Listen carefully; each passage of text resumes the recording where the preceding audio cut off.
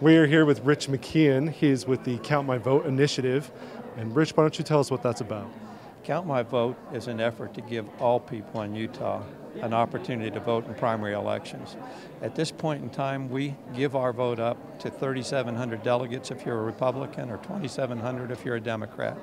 And they're strangers, and they vote on our behalf. And it's a system that James Madison would say is subject to mischief, and it doesn't always work right. The people of Utah are well educated, they're well informed, and we ought to have that vote literally for ourselves.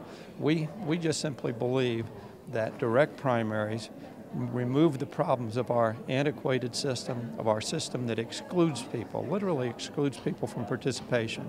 Those who are doctors and who work in hospitals, emergency medical technicians, and police officers and military, and anybody who's a business traveler or somebody who has to tend children at home is unable to attend the caucus meetings and participate fully.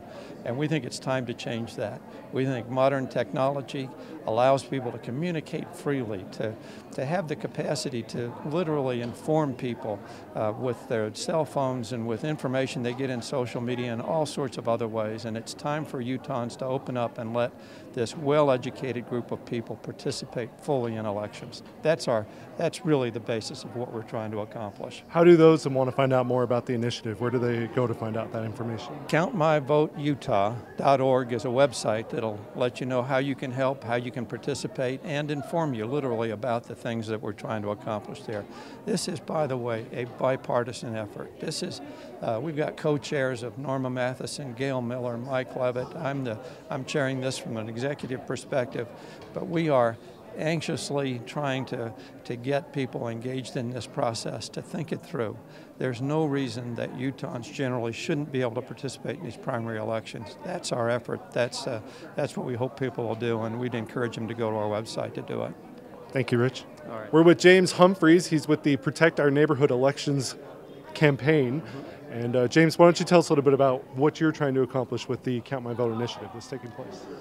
Well, our goal is to protect the current convention primary system that we already have in place. It provides us the greatest range of options for how to participate in the process and allows people to choose how much or how often they want to participate, and we think that choice is a good thing. Why is it so important to protect the system? Why not allow maybe some changes that they're talking about?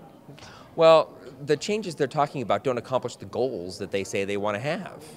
And the goals they have are admirable. But if what they're proposing doesn't do that, then we have to do something else. So the parties have been looking at ways to accomplish their goals, which are, like I said, admirable, without checking the baby out with the bathwater, which is exactly what they do. The Count My Vote initiative consolidates power to those who spend the most money, hire people like me to make sure they can mass market their idea. There's a difference between marketing and education, and somehow they think they're the same, and we're not okay with that. Count My Vote makes the argument that they're going to empower all of Utahns to be involved in the election process. What's your response back to them on that? You mean Utahns aren't already empowered? We don't already have a general election? We don't already have a primary election? We don't already allow everyone to go to a caucus meeting if they already want to? What do you mean empower them? We are already empowered. We've been empowered for, since the day that we became a state. The system we use today is a hybrid method that mixes the best of both worlds. It requires less money, but massive amounts of time involvement from a candidate early in the process, and then later in the process requires more money to market to the largest number of people in order to win an election.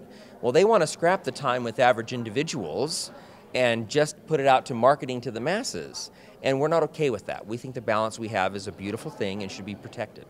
How do people that want to help you with your cause get involved? They can visit us at neighborhoodelection.com, or they can find us on Facebook or on Twitter, which is also Protect Our Neighborhood Elections, and they can sign up right there to volunteer. We have had tons and tons of people volunteering, which has been good all throughout the state. All right, thank you, James.